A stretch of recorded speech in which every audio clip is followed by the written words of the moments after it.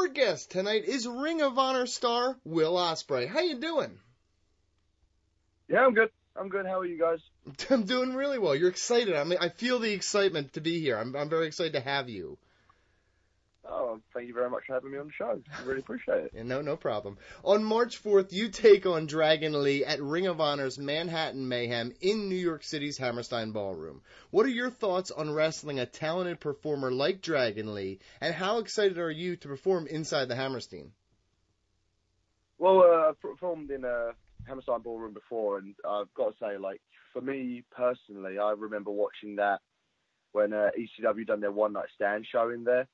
And like, I fell in love with the atmosphere that was in the room. But yeah, I mean, it's just a really magnificent venue, and I'm really happy to say that I'm bringing my missus over with me. So like, that's the thing that I treasure most about it. Like, I'm allowed to do these journeys, but I'm making like such a good living off of wrestling that I can bring people that I treasure so much with me and get them to share the journey with me. But that's kind of really important to me. And but Dragon Lee is one of probably the best wrestlers to ever come out of the Mexican style of wrestling. I think if anyone hasn't seen this guy's, I'm a big fan straight away because his style isn't just lucha libre. He's kind of like a hybrid. He always mixes it up. So I'm really excited, especially because from our previous triple threats we've had, not just with Marty, with Kushida, I think everyone can expect that probably a lot of people who don't like our style of wrestling are going to tweet about it and tell me that I don't know what I'm doing and that I'm a bad influence towards wrestling. But I do get off on that, so I'm very much looking forward to it. Mike Chiari, next question. Well, when you signed with ROH, you were one of the most highly sought-after free agent wrestlers in the world, and I can only assume that you had many more offers available to you, but what made signing with ROH the right move for you, and how has it helped shape you as a wrestler so far? That's a really tough question. So, for me personally, obviously I'm contracted with New Japan Pro Wrestling. They are my priority. And ages ago, I don't know if you guys were aware, I got Paul Heyman and Gabe Sapolsky offered me a contract to sign with Evolve. And honestly, hand on heart, it's one of the most emotional moments of my life.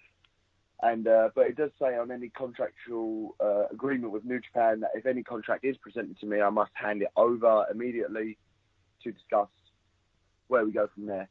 And Ring of Honor did want me at the time as well. So it was entirely down to my decision, and I quite like the idea of like sticking with New Japan. So then that way I want to keep with Ring of Honor and just try and like push things in the right direction for New Japan, and like it will help Ring of Honor out as well. And I've been a fan of Ring of Honor for years. I was watching matches between Nigel McGuinness and Bryan Danielson, and like Matt Sydal was one of my like idols, and I remember him being with Generation Next and Jack Evans and all those guys. They're the guys that really inspired me to kind of get into it. But when I signed with Ring of Honor, I knew I was going to do big things because I don't want to go somewhere without thinking to myself, right, what can I do to make this place a lot bigger and better? Brandon Galvin, next question. Well, you're regarded as one of the most exciting wrestlers in the world. So how much pressure do you put on yourself to meet the high expectations that fans have for you heading into your matches? Sometimes none, because like it sounds really stupid, but like I'm really chilled out backstage. Like I don't let anything really bug me or get to me, unless if it's on Twitter, then I'd always fight back because that's the type of person I am, unfortunately. But I'm just a really chilled out guy, and like, I don't set myself any expectation. I just want to go out there, and I've always said this. I've always wanted to be the fan that made it backstage, and it's exactly what I have done. So I just go out there and I entertain the people that have paid to see the ticket people that have bought the ticket. My apologies, because in my theory of things is that I feel like wrestling should be a big variety show. I feel like you can have your strong men, you can have your high flyers, you can have your technical wizards, and everything along those lines. And my style just comes underneath that high flying mentality, and I just love. I think it's cool. I think you can use your imagination and just do things differently. And it connects with some people. It doesn't connect with other people. But once again, I don't like to put pressure on myself, because the day I do start doing that, then I start messing up and it doesn't become as fun. So my main thing is just to have fun. Well, over the last year, you've been jumping from Ring of Honor to New Japan to various European companies. You've been all over the world. At just 23 years old, what has the experience been like for you, and how have you kept up with the strain mentally and physically? I mean, I'm fine. I feel really, really dandy. I mean, I've got a wonderful missus that I talk to every day. Like, I call her from home. I speak to my family. So, just mentally, that was one of the things that a lot of people said when you go to Japan. It was like, oh, it will drive you insane. Like, you're always talking in broken English and you're this and you're that. And I'm fine. I've been in fact, I love Japan. I love going over there. I love going over to America. It's such a beautiful city. And like, it made me laugh because we was walking around New York and people were so angry because they're walking around and I feel like it's their day job. They don't want to be there. And I'm just walking around like, wow, I'm paid to be here. And it's kind of like a privilege for me. So mentally, I just keep myself grounded. I always remember where I came from. And yeah, I'm just a real chilled out guy. Nothing really affects me that much. Mike Yoi? The British wrestling scene is obviously red hot currently. In WWE, they attempted to capitalize on it with the UK Championship tournament. What were your impressions of that tournament, and what would your level of interest have been in maybe participating in that if you weren't with ROH? Oh, 100% I would have done it. Like, I love the idea, because the thing is that I put a little post up a little while ago, and a lot of people gave me a lot of shit about it.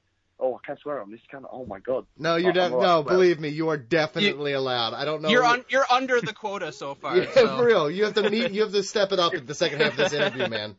Well, if one of you guys can just say something to make me feel better, that would be wonderful. Shit and poop.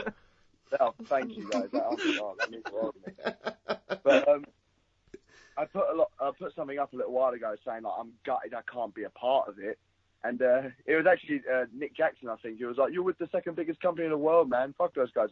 And it wasn't like that, but it was along the lines of like, I'm so proud of our little island, and like the thing that got to me is that there's so many of my friends up there: the Pete Dunne, Trent Seven, Tyler Bate, Mark Andrews, T-Bone. There's so many guys up there, like my close friends, and I treasure them so much. And I just want to help British wrestling out. And the best way to help British wrestling is that we're at every part of the world. So, like, I'm over with Ring of Honor and New Japan. Well, so's Marty and Zach with Marty's with Ring of Honor, Zach's with PWG, and like we're just spread out all across the world right now. So I'm so happy for everyone that's participating in it. Do I wish I could have been a part of it? 100%. Would have loved to have done it. I would have loved to have participated and be in the ring with my close friends, soaking in that awesome British crowd. But the fact is that I'm with New Japan for a reason, because I want to make that company better. I'm with Ring of Honor for a reason, because I want to make that company better. So kudos to the tournament. I thought it was absolutely brilliant. I watched it live. I thought it was absolutely incredible, and I think it just goes to show that Tyler Bate is a star in the making. I think he's going to be a big name coming out of that. So yeah, well done to everyone that was a part of it. Brandon Gavin?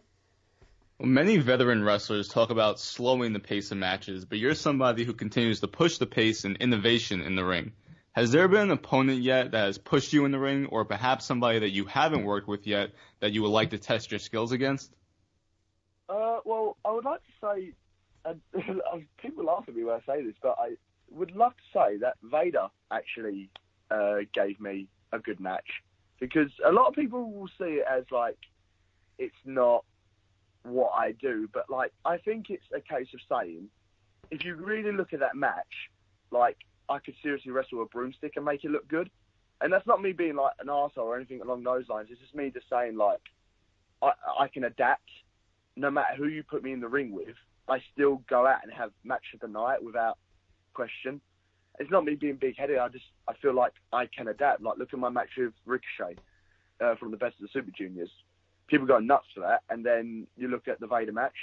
Even recently, I faced Shibata at New Beginning in Osaka, and I've completely changed my style. Like, I've gone down his route, and I don't want to say like I overdid it, but I feel like I came up to his level at least. Mike Chiari? Well, you just mentioned Vader, and you had that big Twitter back and forth with him last year, made headlines because of your match against Ricochet in the Best of Super Juniors. Unfortunately, he revealed recently that he's in poor health, that the prognosis isn't positive. Looking back, what does it mean to you to have faced him in what might have been, his last high-profile match? Oh, I'm honoured. I'm blessed. I mean, everyone knows, like, if anyone's seen the high spot stories, like, we didn't really get along, but like, no man deserves to be told what he's been told. Like, I feel awful for the guy. I feel so bad, but at the end of it, like, I'm honoured to have had that moment with him, and at the end of it all, like, I don't really like talking about it because I had such a horrible time with what happened just backstage and with other people that were backstage.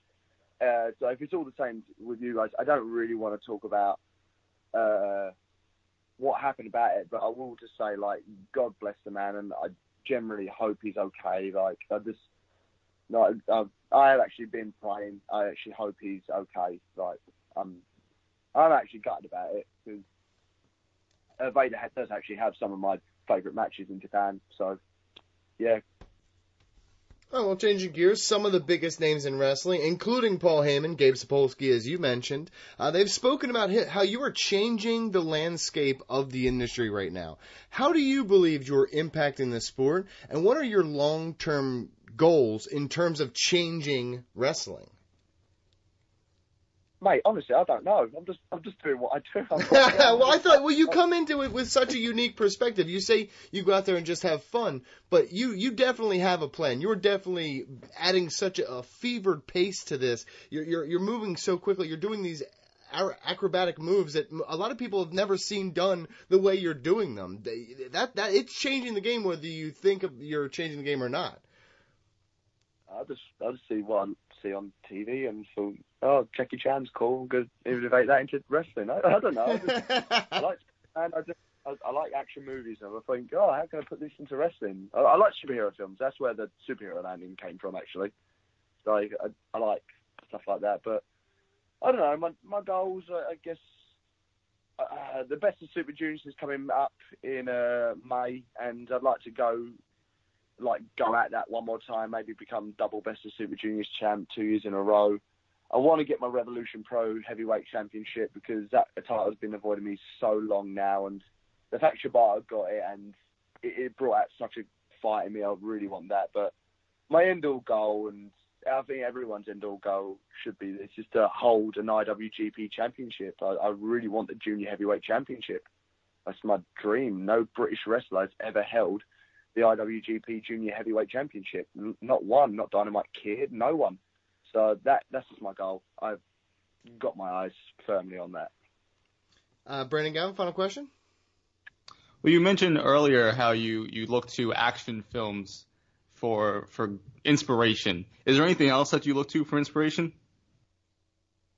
Yeah, like other wrestlers. Like, everyone knows that like Ricochet's like my idol. Like, I love the guy to bits. I think he's got such a good personality to go with his wrestling. But everyone knows, like, as well, AJ Styles is my hero. Like, the guy, everyone says, like, oh, Shawn Michaels or The Rock or Stone Cold got me into wrestling. AJ Styles is the sole reason that I literally decided to lace up a pair of boots. I saw him versus Samoa Joe and Daniels, and the way he moved and the way he, like, done stuff, I just fell in love with pro wrestling, how strange and innovative and new it can be. But no, like, I just watch films and cool cartoons where I think, oh, that looks cool. Honestly, that's it. Well, another huge thank you to our guest, Will Ospreay. Catch him stealing the show March 4th at Ring of Honor's Manhattan Mayhem in New York City's Hammerstein Ballroom. Tell the fans where else they can support you. Well, I'll just spell it as well, because loads of people spell this wrong, including TNA. They spelled my name wrong.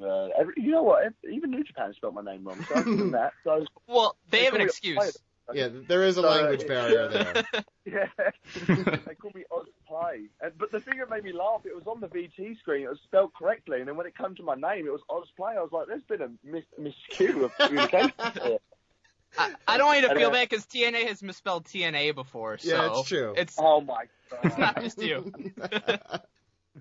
Oh, God bless them. Bless their soul.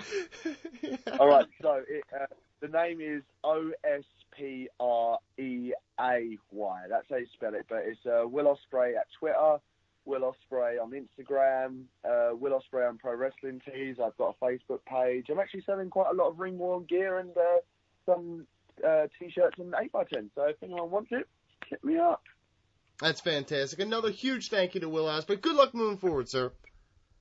No, thank you very much for having me. It's been an absolute pleasure.